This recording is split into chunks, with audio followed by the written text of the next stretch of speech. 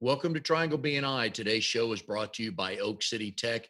If you need any help in getting a digital footprint, please go to oakcitytech.com. Let them know what you're looking for. They can build your website. They can help you get it promoted. They can get you an email list going, do graphics, do social media, anything you need in the digital world. Please go to oakcitytech.com. Let them know what you're looking for, and they will get you going. Hi, everybody. My name is Mike Manning, and each week we bring you a small business success story from Triangle BNI. If you are not familiar with BNI, it is Business Networking International, the world's largest networking organization. Our little slice of heaven here in the Triangle is Raleigh, Durham, and Chapel Hill. Each week, about 40 chapters and nearly 600 members get together. And the only thing we do is try to help each other grow their business. And our small business success story this week is Kristy Cook, founder of Mod Law Firm. Kristy, how are you today? Hi, I'm doing great. How are you? Good. You had a busy morning helping people, answering questions, talking about the law, all that good stuff that we assume lawyers do all the time. That's how I roll, morning, noon, and night. Lots of legal advice, helping people out. Well, Kristy is a new member in my chapter. It's RD18. We meet Thursdays at noon at Hibernian Pub on Falls of Noose when we're meeting. But of course, everything is Zoom right now. So we have fun just busting each other's chops on Zoom. Kristy's brand new, kind of new to the area, been a couple of years, but new to BNI. And we also know each other through the Garner Chamber of Commerce. So folks, if you like networking, I think Kristy and I both would recommend BNI and your local Chamber of Commerce, right, Kristy? Yes, absolutely. Great group of people who are there to support each other and lift each other's businesses up. It's fantastic. Are you, well, not handcuffed, but do you have certain things you can and cannot do to promote yourself as a lawyer? Yes, absolutely. Lawyers are here when you need us. We are not supposed to be what is lovingly referred to as ambulance chasers. So basically, the idea is that you need to reach out to us to contact us, and then we can help you with your needs. We can do seminars and teach a lot of events, which is one of my favorite things to do for folks, and be a resource that way. But if you want some one-on-one help, you definitely need to reach out to us first, and then we'll be happy to help you. I think one of the things I learned early on in BNI, we have a card box where every member puts their business cards in, and lawyers, you are not allowed to do that, correct? That's correct. Lawyers cannot hand out our business cards unless you ask us to share one with you. Again, because we want to make sure that our relationships are authentic and that there's no undue pressure to hire us as an attorney. So we're here to give you a business card if you ask for it, but otherwise we won't be dropping our card in the box. And I know what we learned to do when connecting you with people is we have to tell them, whether it's an email or in person, that they need to call you rather than saying, oh, give me your name and number, I'll pass it on to Kristy. Exactly. If someone sends me a connection through email, which I am always so appreciative of and see right away, don't be surprised if I or another lawyer you're connected with stays silent in response to the email connection, because again, you have to make the first move in order for us to comply with our legal ethics. But then we'll be all in and willing and able to help. When you and I first came across each other, I believe is, excuse me, through the Garner Chamber. And you introduce yourself, Kristy Cook, awesome attorney at Mod Law. And I thought, I have to know the story behind that. So tell us what it is and how you came up with that. Yeah, absolutely. So when I was starting my practice, I wanted to make sure that my practice reflected me as an attorney. And so, as an attorney, I use modern tools to communicate with my clients. I use Zoom even before Zoom was what we were all using, because I am licensed in Oregon and North Carolina. So we stay in touch a lot virtually. I use a lot of virtual tools to connect with my clients. And so I thought, I really want a modern practice, and came up with Mod Law Firm as a result. So the idea is that I am not going to be a stuffy old sort of attorney that you're used to maybe dealing with or seeing stereotypically on your televisions, and that I'm like you, I'm a small business owner. I walk in the same shoes you do, and I want to make sure that we're using modern tools to our advantage and modern methods of connecting. Very cool. You focus on business law and nonprofit law. Which jumped out at you first as you were deciding kind of the direction you wanted to head in the legal world? Absolutely. So prior to starting my practice, I was general counsel at a huge nonprofit in Portland, Oregon called Central City Concern. It's when I left, they had over 1,000 employees, so very significant nonprofit. And being a nonprofit attorney in-house, a general counsel to them, I am absolutely drawn to the nonprofit world. I love school. Some people think maybe that's a glutton for punishment, but I also have a master's in public administration that I got after law school, where I focused my studies on nonprofit leadership and management.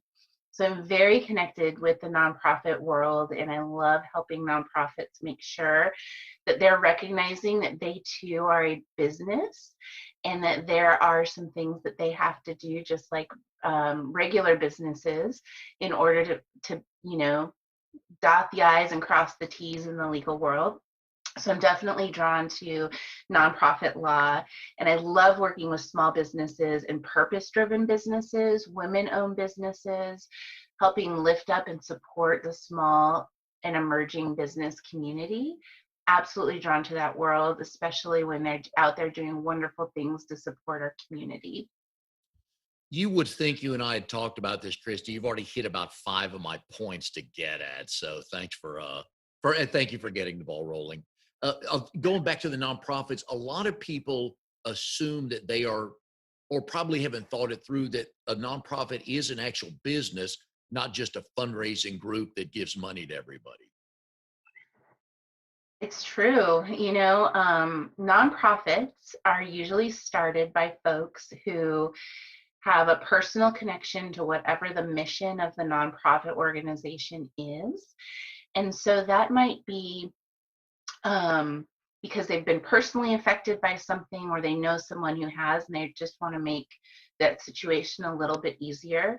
The idea of a mission in a nonprofit world is that the goal is hopefully you accomplish your mission and you have to shut down, right? But that doesn't happen because these challenges are long and sustaining. And so when you form, you have to meet certain legalities to form your nonprofit, and it can actually be more complicated than the for-profit world legally, because you're getting so much benefit from the government and not having to pay taxes and so forth.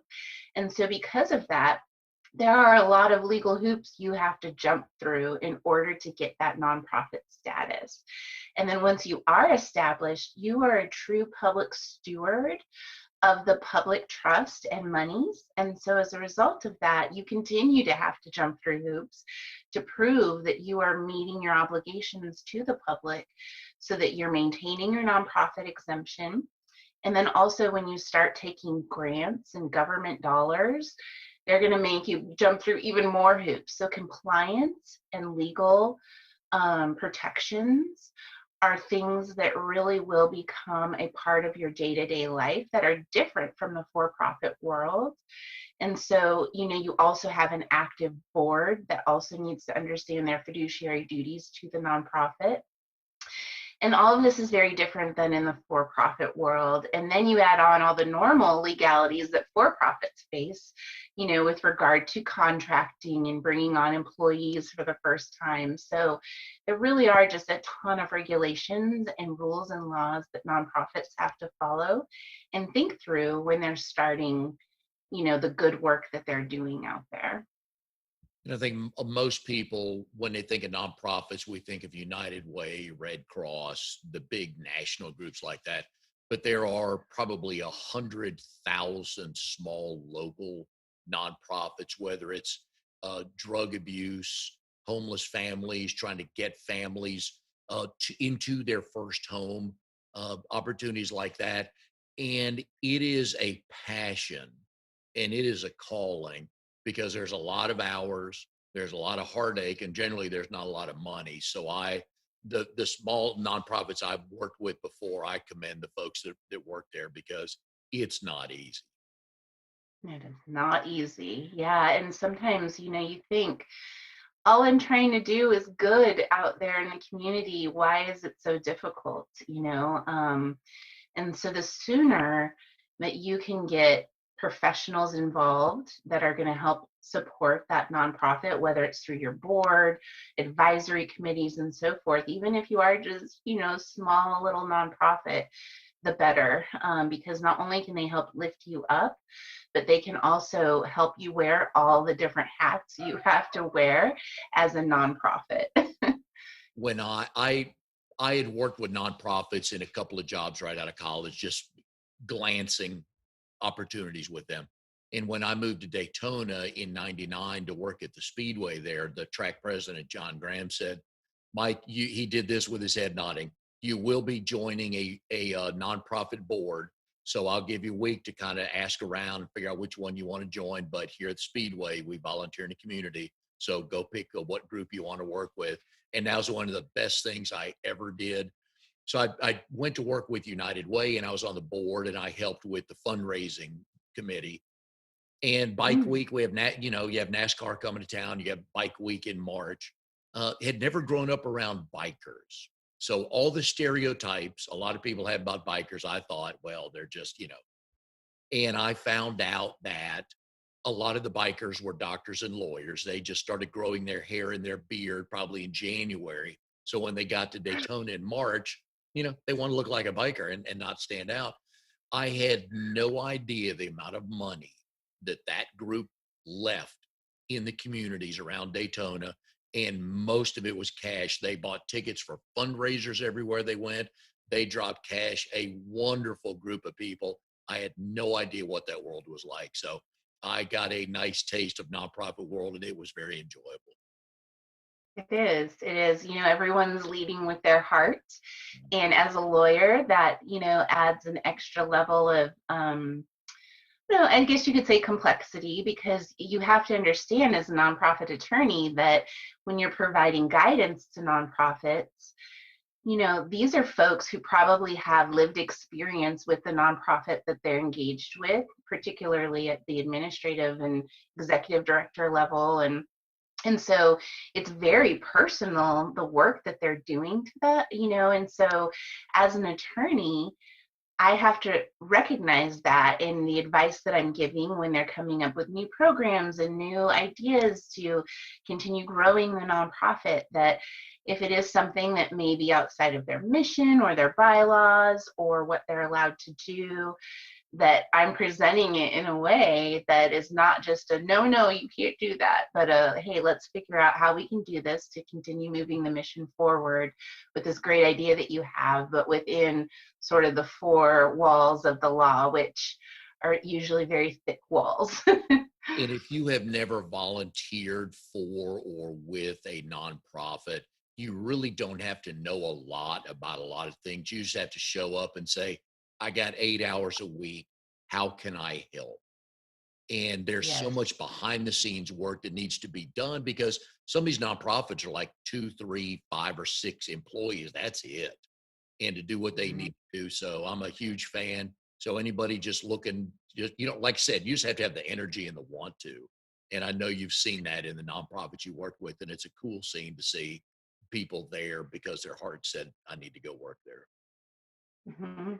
Absolutely. Yes. I encourage everyone to get involved in a nonprofit that speaks to their mission, and, whether it's supporting one event that they have or ongoing support, they will be so incredibly appreciative that you bring whatever sort of your special skill set is to the organization. We are here with Kristy Cook, the founder of Mod Law. And today's show is brought to you by Oak City Tech. Go to oakcitytech.com, tell them what needs and wants you have in the digital world, and they'll be able to help you because they've helped me. So I know they know what they're doing, and I highly recommend them. All right, Kristy, we talked about nonprofits. Now let's get into our world, small business owners. There's a lot of us that need help, but what kind of different phone calls are you getting through COVID now from people? A lot of folks are looking to pivot right now. Maybe they never had virtual offerings and they're trying to figure out how to do that. Some folks are, not able to open up with their brick and mortar and maybe looking to pivot away from brick and mortar to virtual. And so they've been asking a lot about, what does my lease say? Do I have any flexibility here? Can I reach out and renegotiate my lease with my landlord and try and come up with an alternative that, I recognize my landlord's in business, but I need to, see if there's some flexibility. And just supporting them, knowing, yes, you can ask these things. What do I need to do as an employer if I have an employee that doesn't want to come back because they don't feel safe? Do I terminate the person? Do I have to keep them on payroll? There's all these things that we've never thought of before. For my clients that are in the services, maybe they're not able to perform their service. And so all of a sudden their contract language, that boilerplate that's in every document that they in their contract, which hopefully they have a service contract that they give to their clients. But, what does the language in there truly say? Do they have some flexibility, or do they have to worry about being sued if they don't perform because of COVID? So it's sort of just opening up the floodgates of, oh, wait, that boilerplate language actually is important. Is it going to help me through this? And then there's some people out there who are looking at this as an opportunity to start a side hustle and to really maybe think about starting a business for the first time. They've been home now, and so they're thinking, wow, maybe I don't want to go back to work. How can I start this business that I've always dreamed of doing? And so just helping them think through what it is, to be a business owner and what sort of legalities are associated with that. When all of COVID broke out, and I think it was middle of March or third week of March, that everybody was basically, for the most part, sent home. And I was having a conversation with some folks, and I told them that we're going to learn a lot of things about a lot of people through COVID. You're going to find out who are the go-getters willing to take a chance, and who are the people that are just butt heads and not wanting to help other people. And adversity, I think it exposes character. And I think a lot of good stories are coming out of COVID where neighbors are helping neighbors, businesses are helping businesses. So I feel for some of your clients who had that landlord that says, nope, you signed this piece of paper and you knew everything that could happen. It's like, nah, it's not the truth. So I've heard good stories of some landlords working with businesses because it's the right thing to do. Mm-hmm.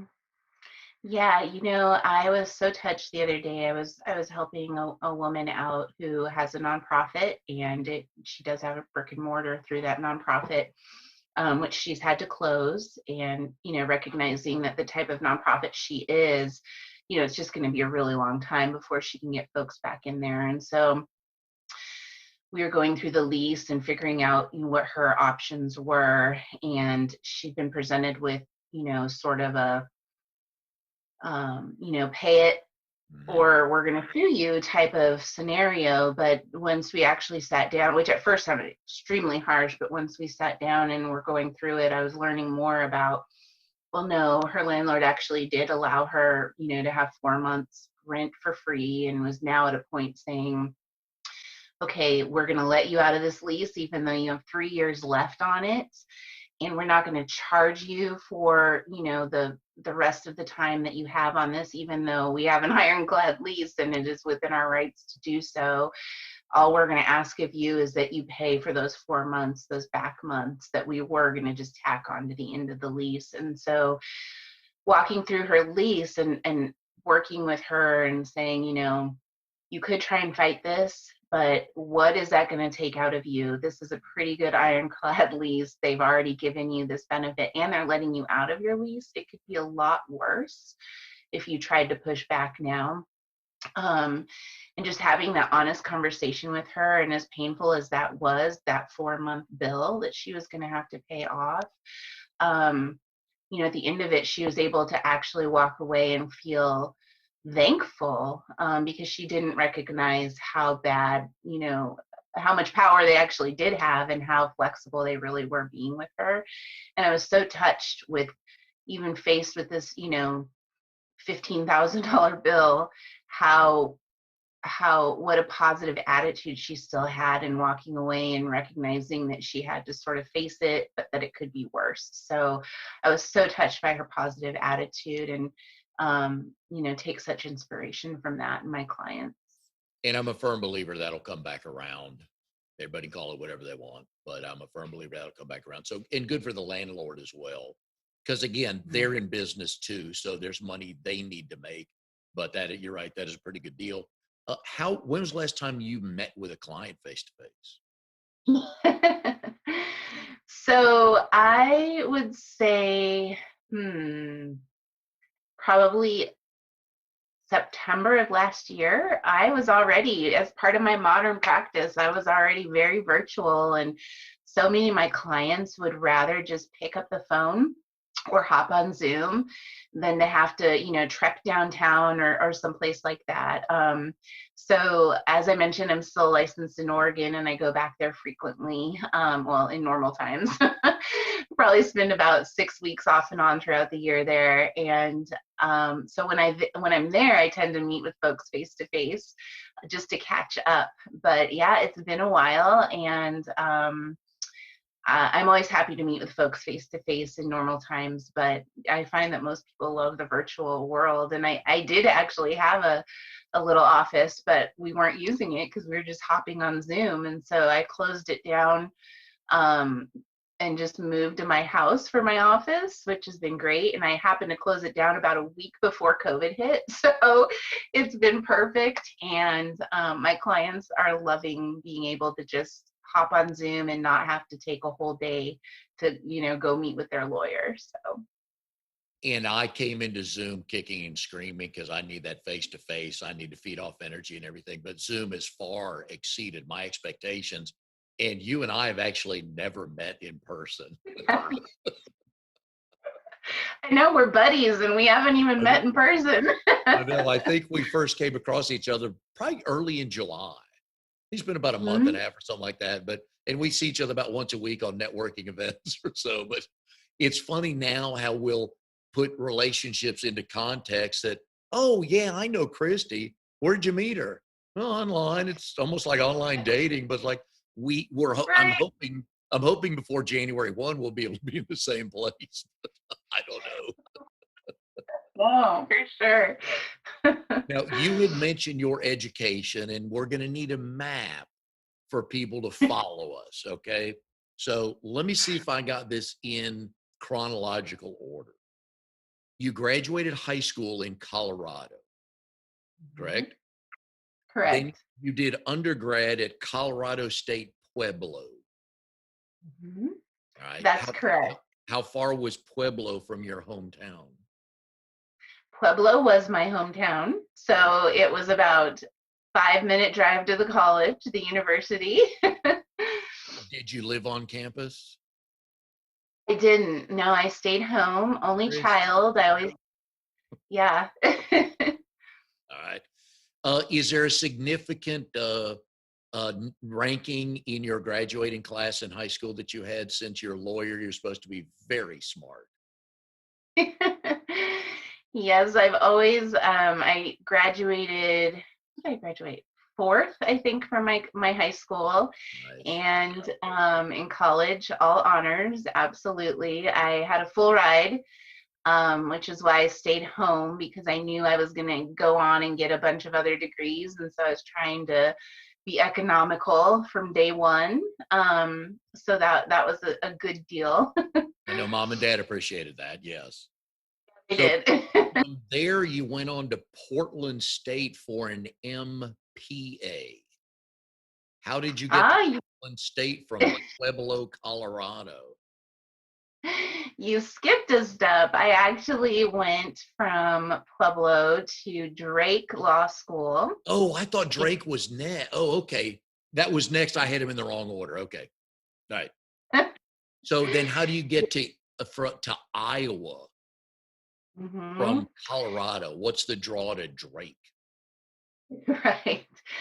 So I always thought, my grandpa graduated from CU Boulder Law School, and I always thought that I would go there.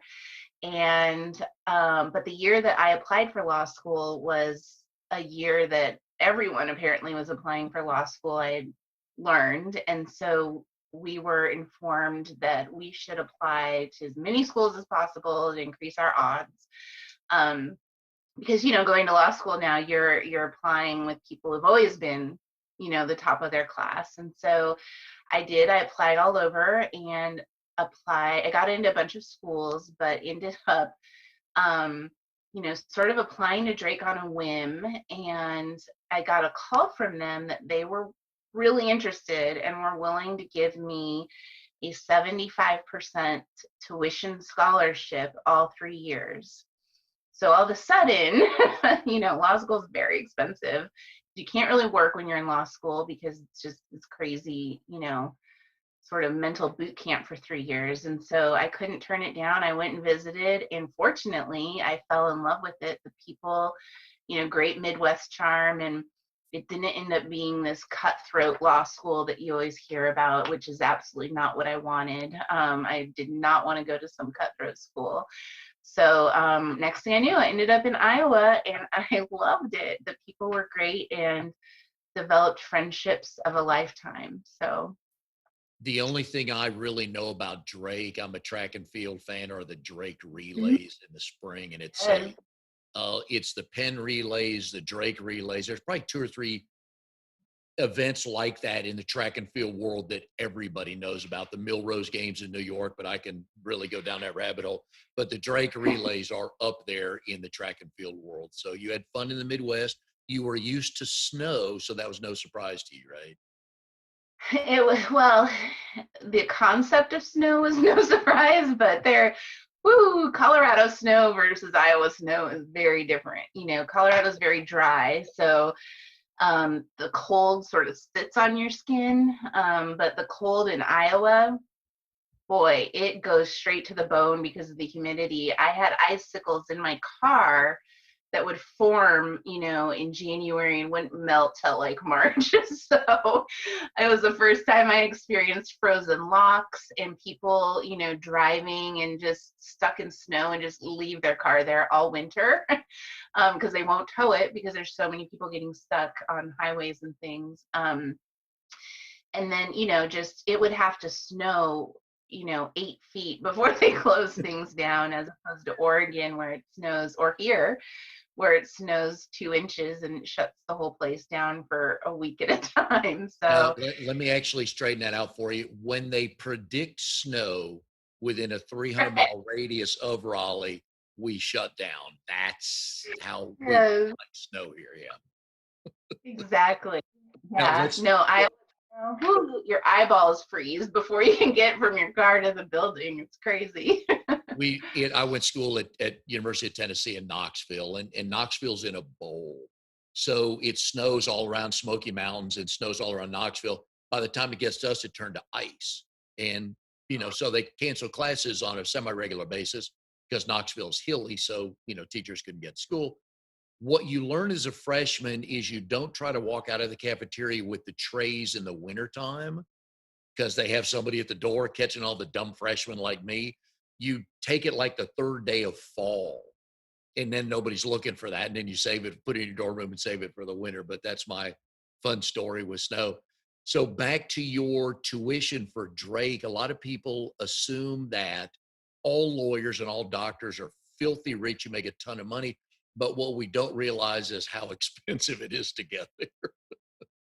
Yes. Oh my gosh. It's oh gosh, anywhere from $30,000 to $50,000 a year. Plus, you have to take out loans for your living expenses because you can't work. And then you get out of law school and you have to take out more loans because you can't work when you're studying for the bar exam. I mean, it's just crazy.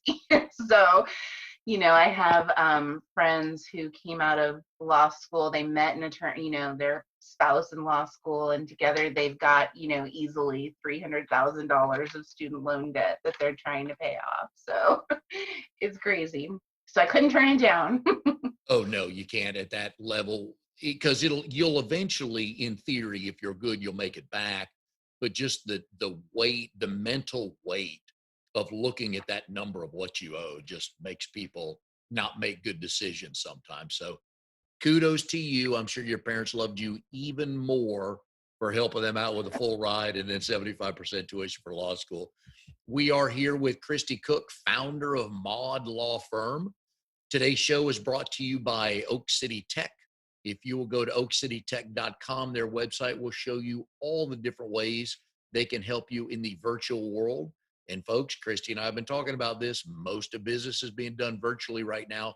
So please help yourself. Go to oakcitytech.com and tell Drago that we said hi. All right, Kristy, you've got two people in your life that you post about mostly. And you took a vacation the last few days. We'll get to Milo in a second, but tell us, your husband, Alex, how did you meet, and do you both tell the story the same way? Yes, because he's very quiet, and so pretty much I'm the only one telling the story. But so Alex Cook, my beloved, and I met at work. I actually was on his hiring committee at Central City Concern in Portland, Oregon. And he was hired to be the compliance specialist. So we worked a lot together. Legal and compliance work a lot together always. And he and I, formed a great friendship for about 2 years, just working together. And then lo and behold, a relationship he was in didn't work out, and vice versa. And so we found ourselves single at the same time. And he, all of a sudden, I just started looking at him a little bit differently. And I'm a theater nerd, and I had a play that I was in and invited him to, and he showed up, and the rest is history. Our first kiss was in the rain, and it was the Portland rain, which I guess isn't really that unique, probably for a first kiss in Portland. But and, because we've been friends for so long, it was just so refreshing. You didn't have to go through the game playing stage or wonder if this guy really was as good as he seemed. And yeah, absolutely fantastic human being. Inviting him, by the way, what play were you in? So I was in this with this great group of people that put on a play festival every 3 months or so, called the 10-Minute Play Festival. And it allows folks who are interested in theater to write plays that are 10 minutes, and then you can be in the play that's only 10 minutes or produce the play. So the idea is that everybody can be involved in it. And so each sort of chunk of 10 plays over the year, they each have a different theme. So it was a 10-minute play festival, and the theme for that one, I believe, was time. Was that your way of asking him out, just casually inviting him to your play? Yeah, look what I can do. Yes, absolutely. And then actually I invited him to a play that same group had put on that I wasn't in. And I'd invited a bunch of friends before to grab a drink, before the play. And for whatever reason, they all kind of had to cancel at the last minute. So I was so worried that here's this coworker who, even though I know I'm into him, I don't know how he feels about me, inviting him, and it's just the two of us. And I'm like, oh God, he's going to think I set this up so that we could have this date together. But it turns out he was totally on board and was glad it worked out the way it did. Now, Kristy and Alex, how long were you on vacation last week? How many days? Yeah, about 8. All right. So Kristy posted a bunch of pictures. They went to Trenton, North Carolina. There was a fort there. I was laughing hysterically at the arrangement of photos. I should have done more detail on what you're doing. But there's one picture of Milo is the dog. So there's one picture of Kristy walking Milo from a distance. There's about 8 pictures of the fort, and then there's 99 or more pictures of Milo looking at the cows, walking through the grass. Really? 99 pictures, Kristy? Come on. Yeah, funny story, Alex's cousin, who's like, he's an only child too, we're both only children, but his cousin's like his sister. She was like, did Kristy mean to post all those pictures? I just want to let you know, with her phone hack. But yeah, Milo's a great storyteller, and seeing the world through his eyes is just so fun. He's just this cute little mutt who goes through life happy as can be, and had never seen cows, never seen horses, and was just beyond excited for all of it, and got, he's this 25-pound pipsqueak, and he just, is so brave in front of them, and we just get a kick out of him. So yeah, we combined our pictures. I had about 100 and Alex had about 150, and almost all of them were of Milo. So we love to have him tell stories for us. I didn't even get to Alex's Facebook. I clicked on there for a second. I thought, you know what, it'll take me long to go through Kristy's. Did Milo think that those cows might have been potential big brothers or big sisters, or any idea what his thought was there? Yeah, I think so, because he's wagging his tail and whining like he does when he's excited to see someone. Cow number 12 was his favorite. He got the most excited to see cow 12, and vice versa. Every time we went over there, the cow 12 came over too. So it was a great farm. Wallace Meadow Farms, if anyone's ever looking for a great Airbnb, it has a mile walking trail around the whole farm, and the hosts, Rich and Tisha, could not be any more lovely. Fantastic time. I don't know what Milo was thinking looking at the cow, but I kind of have an idea what the cow was thinking looking at Milo. Yeah, Now, they could laugh. what now? If they could laugh, they would have probably. Yes, that is correct. So you enjoy very much spending time with Milo. It's just the 3 of you right now. So I hope that you can get out, at least walk around Raleigh a little bit right now, right? We do, yeah. My husband's an avid walker, bike rider, runner, and so we get out a lot and see the sights, especially being newer to the area. Well, we're glad to have you here. So, what is it like taking the bar exam? It's a nightmare. So I got out of law school and didn't want to practice right away. I mainly went to law school for the education. As we mentioned, I went on and got a master's. So I didn't know that I'd actually end up practicing. I fell into practicing because the nonprofit I worked at gave me the opportunity to. They, were willing to make me the director of legal affairs if I sat for the bar. So I sucked it up and did it.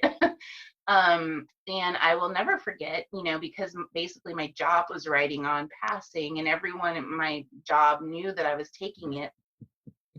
So I left work and started studying from home. I did the from home studies thing that you do through this company called Barbary, where they give you like 75 pounds worth of books that you're going to plow through for 3 months.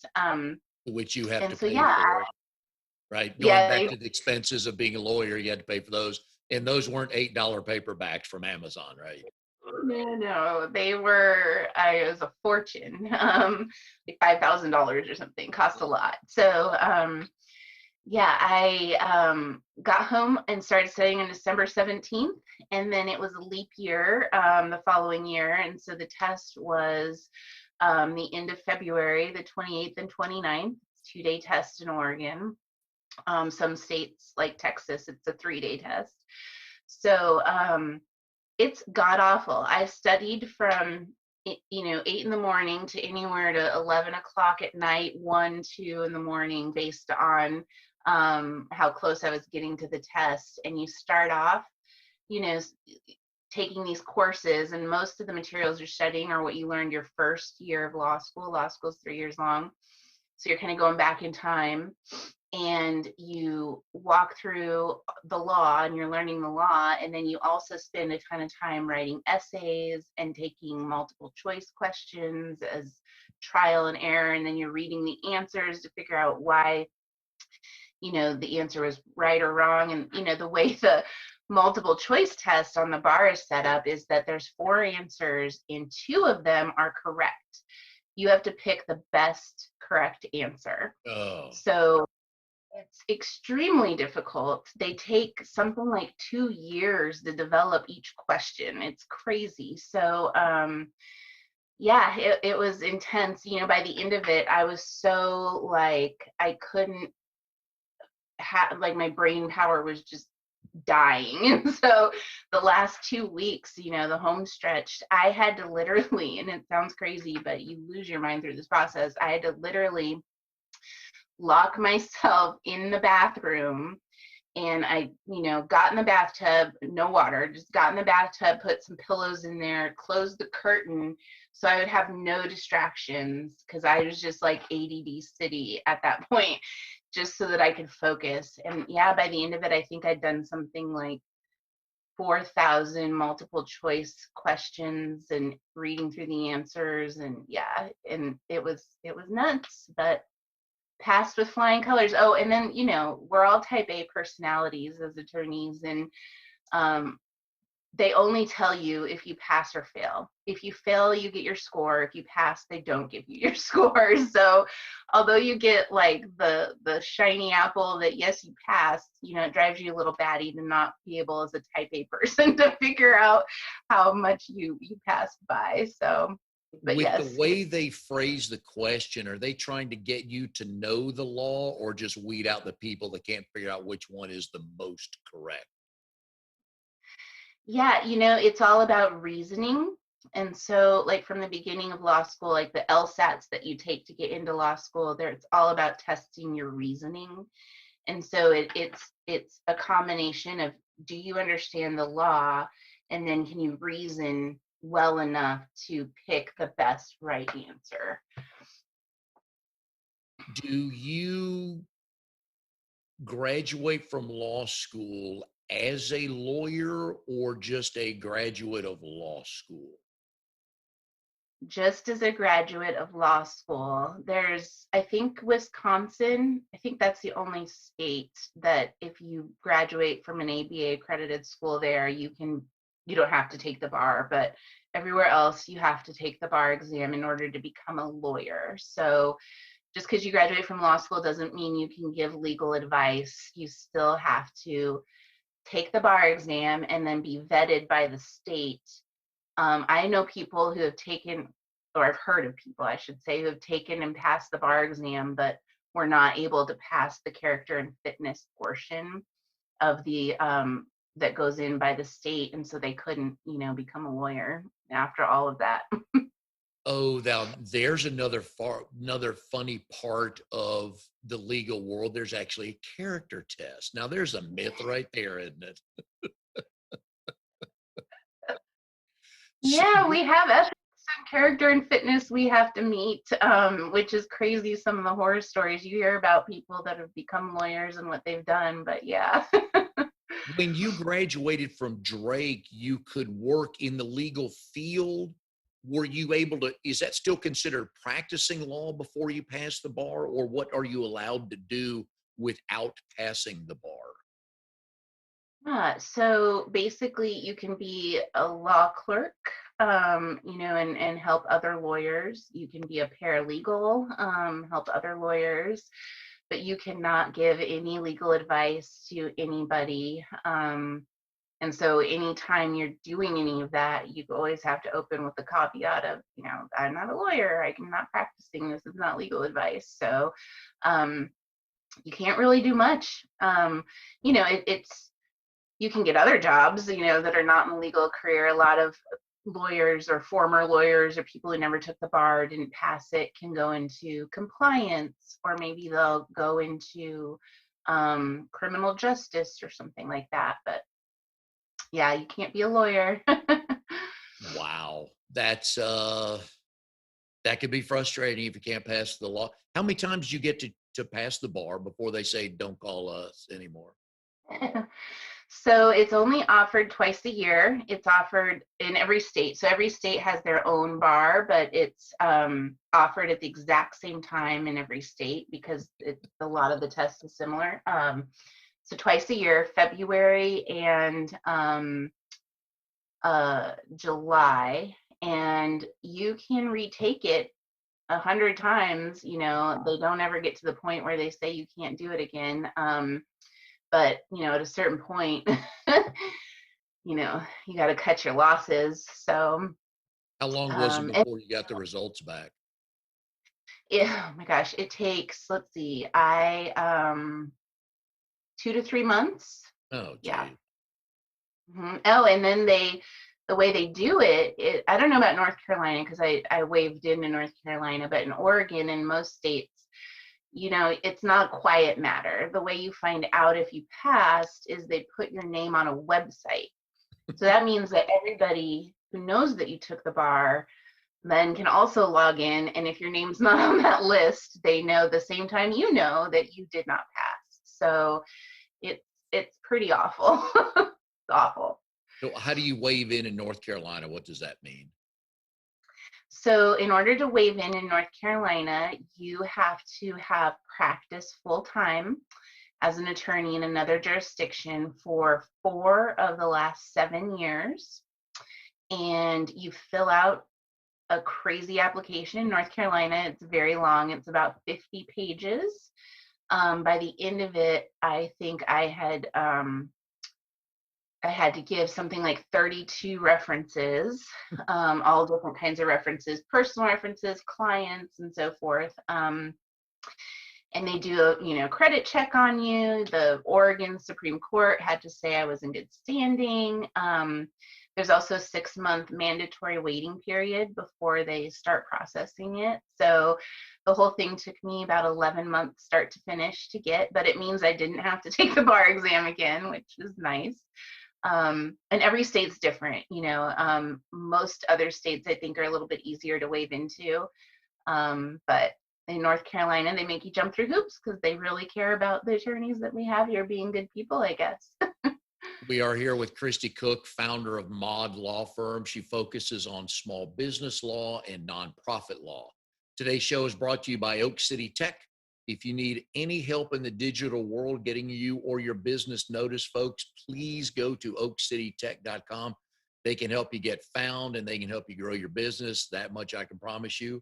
So go to oakcitytech.com and check them out. So your hubby Alex is in a heated discussion with some Yahoo. Does he ever drop the "my wife is a lawyer" card? um, has he? My dad definitely has. My daughter's a lawyer, Oh, they have. Yes. but I don't know if Alex actually has. Usually he just hands me the phone. So. Now, on the Garner Chamber site, these are little quirky things that just catch my eye. You're listed as Ms. Kristy Cook. Is that a legal Yeah. thing or just did they drop the R or something like that? No, I think that yeah, I think it's just being a strong, empowered woman, I like the Ms. better than the Mrs., I think.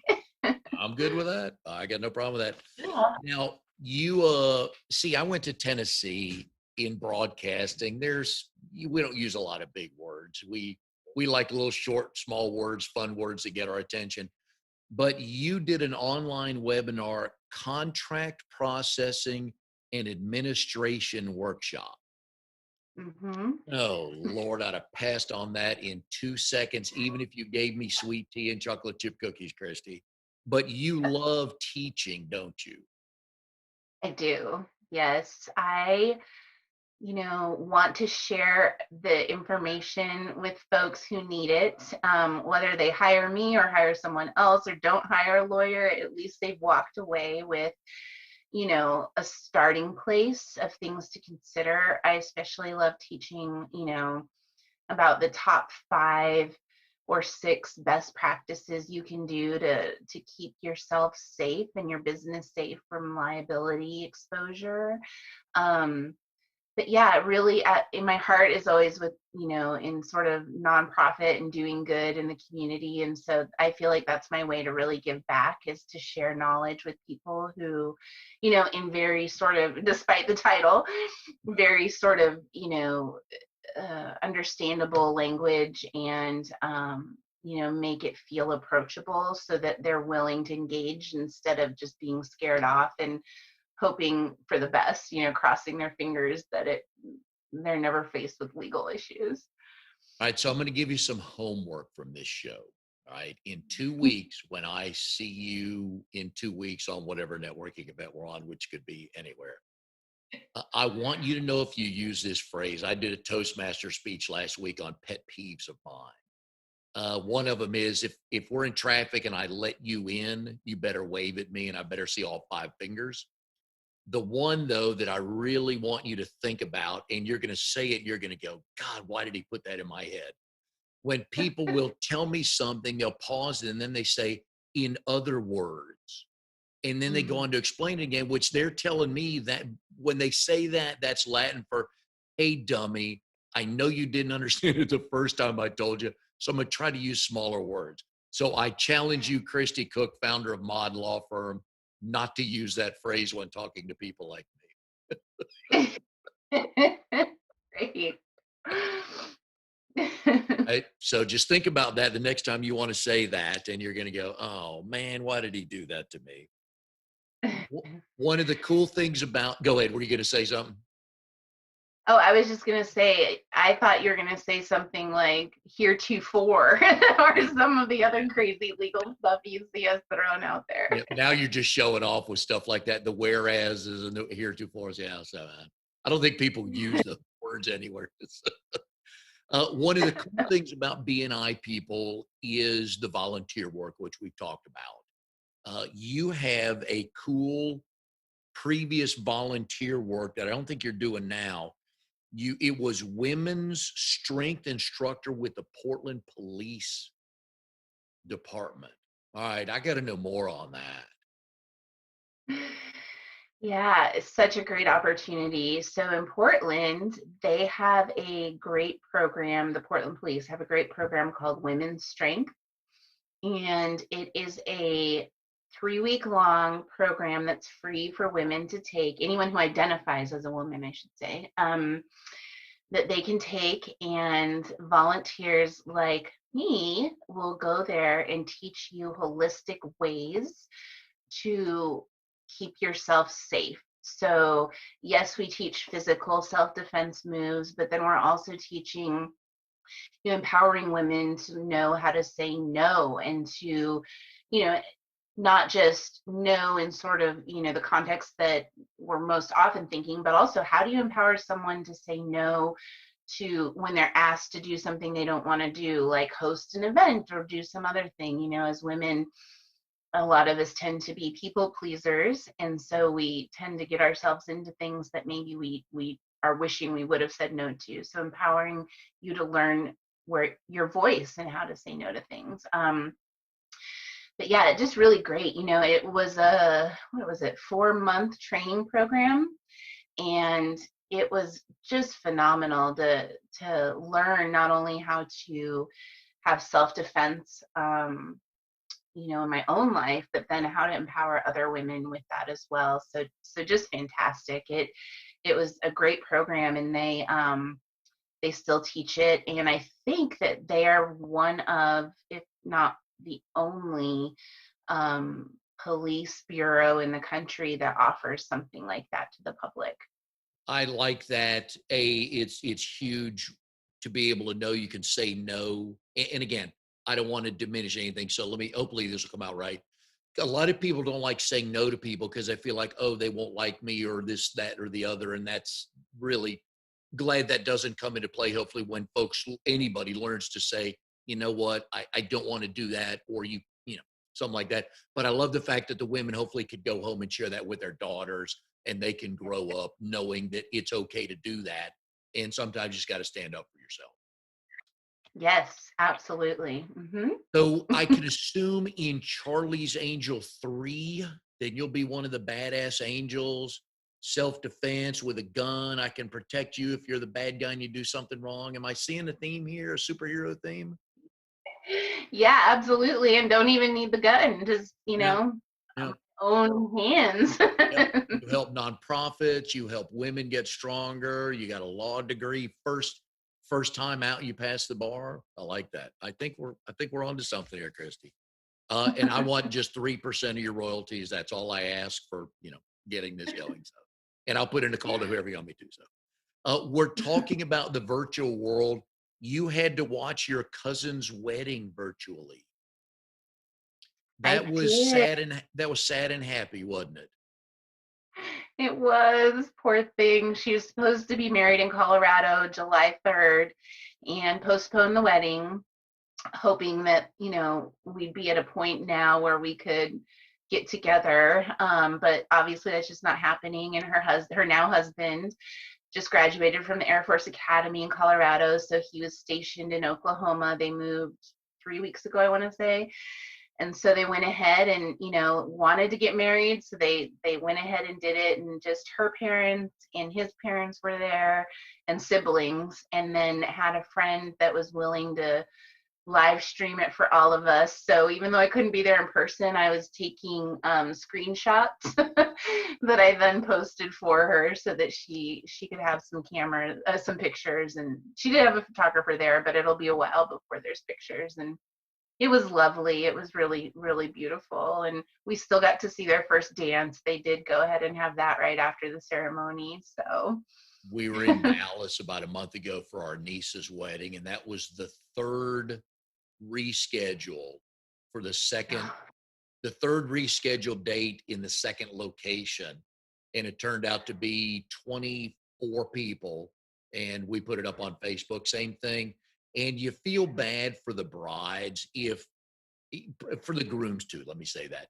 If you really, really wanted that big wedding, I feel for them. But what my niece realized was, these backyard weddings, it was cool, it was quaint. We had a lot of fun. We had the cornhole boards out within the hour, and the bar was open. I think the bar was open the whole day. Who am I kidding? But I feel for the folks going through that. But I'm glad I'm glad technology is there to help share that with folks. yeah, Alex and I had a small wedding too, and I agree, it's the way to go. We got married in our 600 square foot condo because that's where we fell in love. That's where we had our first main date. That's where he asked me to marry him, and so that's where I wanted to get married. And so we only had 30 people crammed into our little condo, and then afterwards we invited all of our friends to a bar in the basement of this bar that had skee ball and Pac-Man and all these fun games that we could play, and just hung out there for a few hours and played games and danced and called it a day. By like 6 o'clock it was awesome. But those are great stories that you'll have. And again, it should be the wedding that you want, but I just feel for mainly for brides through COVID and the money that people have lost in, booking this or travel that. So I'm glad some joy comes out of that through technology. You have one of those jobs where people go, Kristy, can I ask you, really, it'll be a quick question. Can I ask you this? Right? I mean, lawyers get it, accountants get it, mechanics get it. I know people stop you, even friends. I don't want to bother you, and you know what's coming, don't Yep. It used to be easy when I had just graduated from law school and wasn't licensed. So I had to say, I'm sorry, I'm not allowed to give legal advice. But now I don't have that. Um, and, it's usually, I'm happy to help, and I'm happy to start people on the right path and help them think about what they need. But again, talking about that empowerment and learning to say no, I have found my voice and have learned to, only let that go on for so long, because it really can, all of a sudden then you become entwined in this whole huge issue that they've got going on in their life. And so, yeah, I've learned boundaries, and I work on boundaries, and but yeah, generally I'm happy to help and get people started in the right path and direction, and things to think about before they engage with whoever they're going to engage with to help them. And for those of us not in the legal field, we think all of our questions are simple black, white, yes, no answer, right? Right.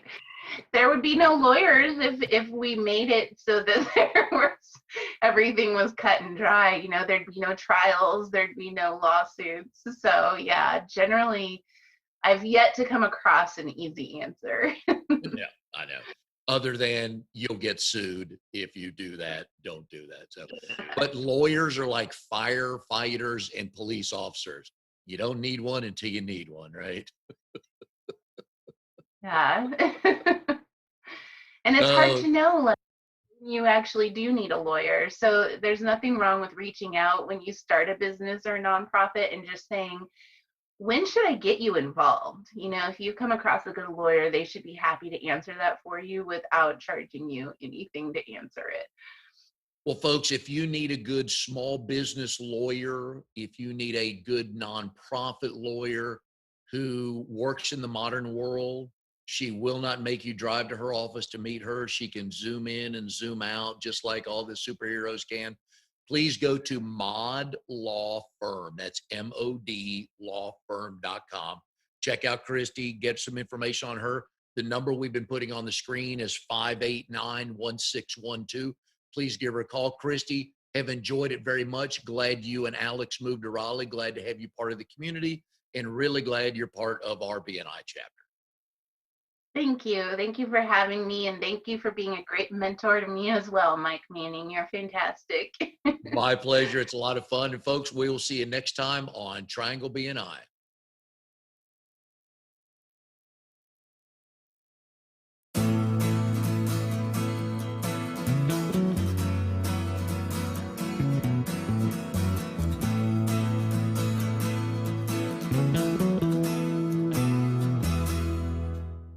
You are tuned to the Nissan Communications Network.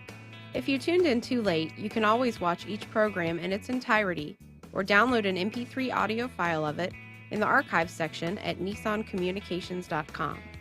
Don't forget to subscribe to our YouTube channel, follow us on Twitter, and like us on Facebook. Sponsored by Telestream's Wirecast software, StreamingGear.com, Carolina Apparel, and DeltaForce.net.